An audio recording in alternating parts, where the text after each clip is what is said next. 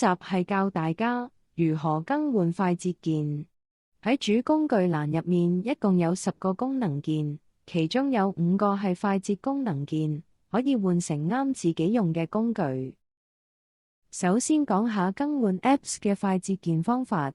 長按嗰個 Apps 快捷鍵圖示大約2秒，畫面就會彈出 Remove Shortcut 嘅選項，撳一下就可以刪除呢個快捷鍵。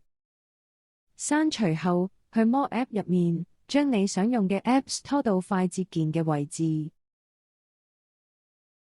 記住最多可以擺3個 Apps 喺度。至於小工具快捷鍵，改法都好簡單。先撳 More Tools 嗰個圖示，再喺工具列表右上角撳 Edit， 就可以刪除唔想要嘅小工具快捷鍵。之後撳加號，加入你想要嘅小工具，同樣最多可以加3個。呢個功能係為方便大家訂製常用嘅快捷鍵，令你使用 IFPA 5智能會議平板時更加得心應手。多謝你嘅收睇。